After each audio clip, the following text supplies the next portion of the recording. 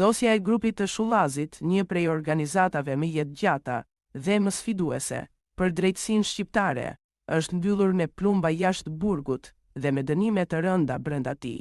Ky grup, që dikur kontrollonte lagje të tëra të Tiranës dhe Durrësit, sot gjendet përballë një shpërbërjeje totale, pas ekzekutimit të njërit prej liderëve të tij kryesor.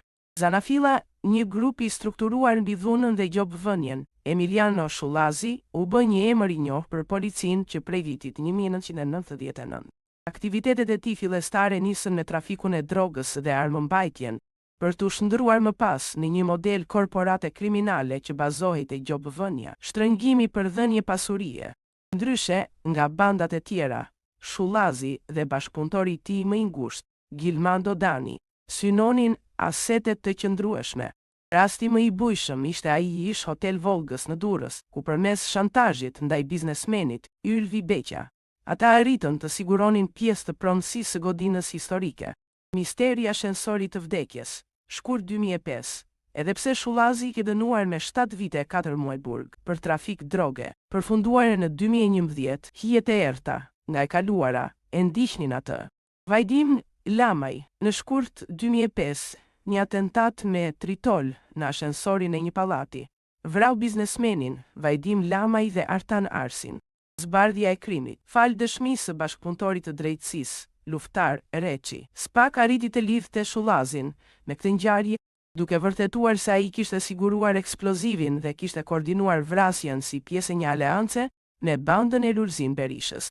Ekzekutimi i Gilmando Danit, 11 nëntor 2025, ngjarja që tronditi opinionin publik dhe shënoi fundin e operativitetit të grupit në terren, ndodhi mesditën e 11 nëntorit 2025 pranë aeroportit të Rinasit.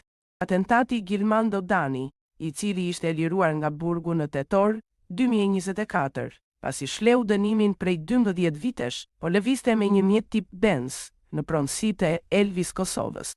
Ai u qellua me breshëri Kallashnikovi nga një makinë në lëvizje, bashkë me Danin humbi jetën edhe Muçi Shaljani, i njohur si Sheqeri, një zyrtar i Agjencisë Mbikëqyrjes Policore, ANP.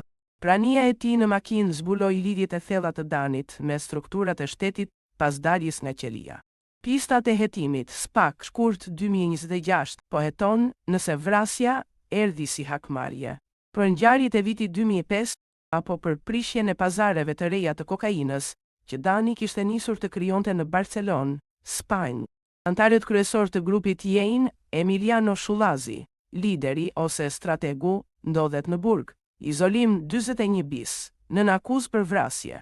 Gilmando Dani, operativi truri në terren i vrarë, në atentat 11 nëntor 2025, Blerim Shullazi, bashkëpunëtor i dënuar si pjesë e grupit të strukturuar. Sot Shullazi është një lider pa ushtri sot. Emiliano Shullazi mbetet i izoluar në regjimin e rrep 41 bis. Pa Gilmando Danin, ai ka humbur krahun e djathtë që menaxhonte financat dhe ndikimin në rrugë. Zbërthimi i aplikacioneve si Skype ka nxjerrë në dritë komunikime që implikojnë grupin në disa atentate të tjera në Tiranë, duke e bërë pozicionin e tij përpara GKK-s thuajse të pashpresë. Eliminimi i Danit dhe burgosja e Shullazit shënojnë mbylljen e një prej kapitujve më të dhunshëm të tranzicionit shqiptar, ku krimi i rrugës u përpoq të kthehej në një elitë ekonomike përmes gjobvënies dhe lidhjeve korruptive me policinë. Ky raport përmbledh të gjitha detajet e kërkuara.